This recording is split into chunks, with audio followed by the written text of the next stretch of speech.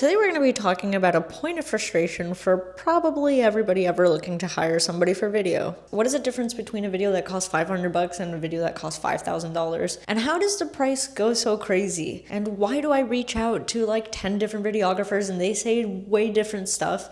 One of them's talking about 10K, the other one's talking about how they'll come in here for $200. And what is the difference between all of everything? And why can't they just give me a price? I keep shopping around and these videographers and these video people they just cannot give me a set price. It's super frustrating. I'm about to go and film it with my phone. That's probably exactly what most business owners are thinking. So I'm Cam, I own a video production company, and I know the struggle you are going to, and I will try to break down what the difference is between a video that costs nothing and how it goes all crazy.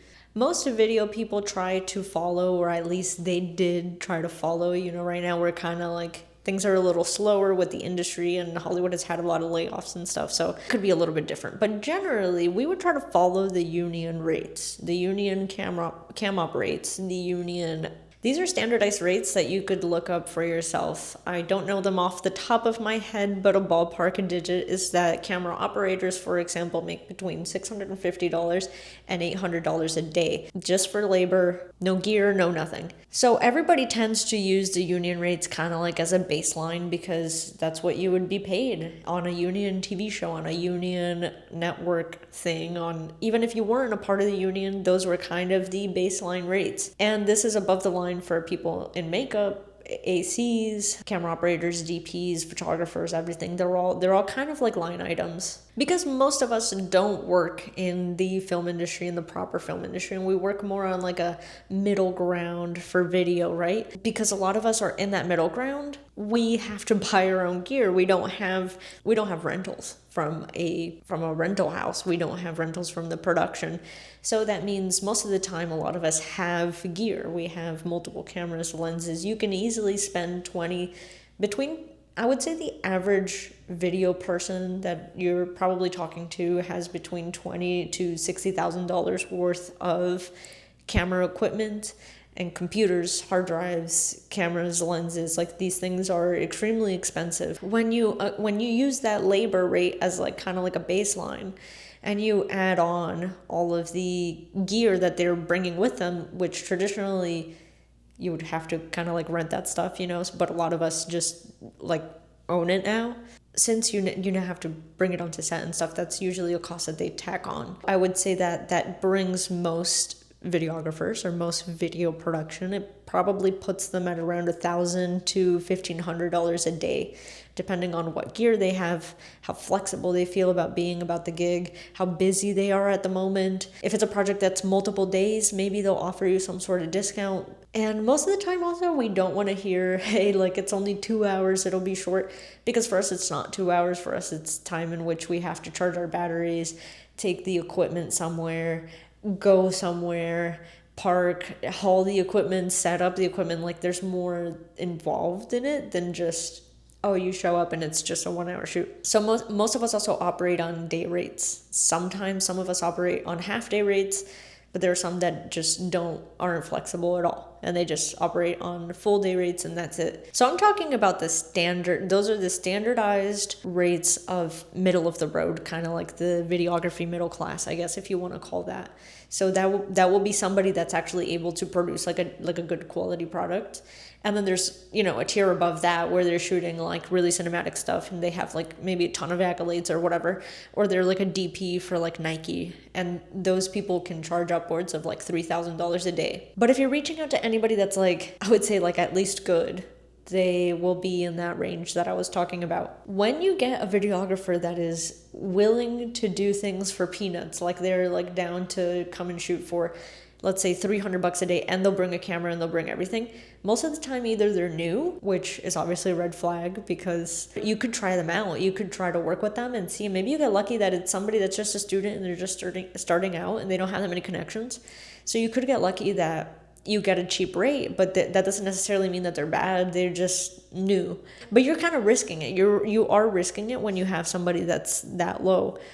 or under those standardized rates. And if they're not new, if they've been doing this for a while, I would think to myself, is like, why are they so slow? They're down to do it that much. It means that they're not busy. We all kind of know what the standardized rates are, right? So if somebody's like lowering the rates a lot, it means that they're not busy and that they just need the work. You as a business owner or somebody hiring a video person, you get lucky to find that arrangement of somebody that's good, but they're just not that busy. I would say I would usually err on the side of caution, because I feel like most people are being really honest when they're with their packages and the things they're selling. Like, they're not trying to highball you or anything. I mean, some agencies do, and etc. Now that we're over the video part of the production, right? Now we talk about, like, does your production take multiple days?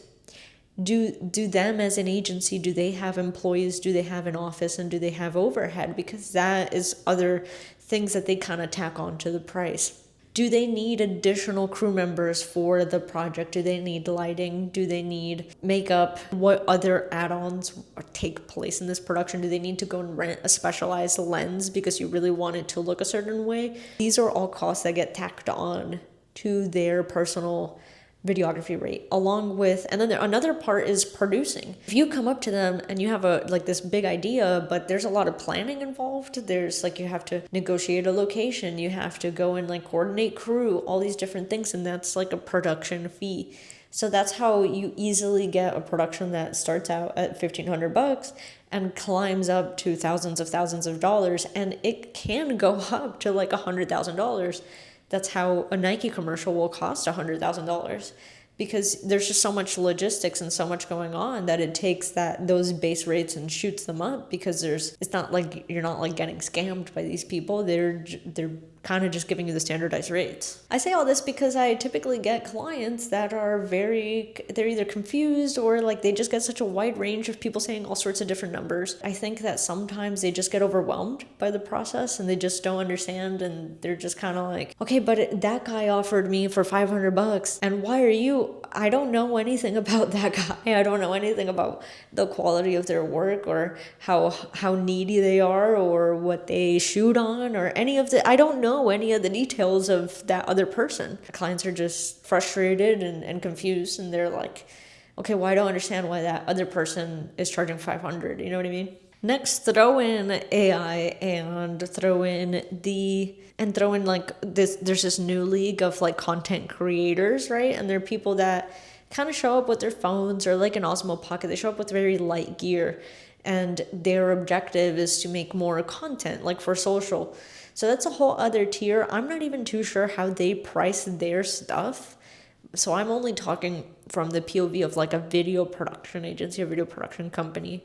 And I think that they tend to work more, which I'd love to inform myself about how they do their pricing, but I think they work more on like building you a content package, so for you to fill your social, and they work less on like a per video or a per project situation. They're just trying to like, okay, we're going to get in there, we're going to do whatever it takes to fill your social.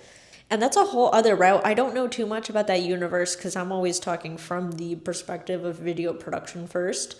Those people that essentially function as content creators, they're usually marketing first. They might even have other offerings like SEO and all that jazz. I've been trying to make a lot of videos about different pain points that I see in my clients. And I thought that this topic would be really great because I think it really breaks down and maybe it helps you out. Maybe you're a business owner and you're confused about like why there's so much mystery and so much struggle over rates. And so I don't know. I've never seen anybody make this kind of video. But let me know what you think and let me know if you have any questions. I'm down to answer questions.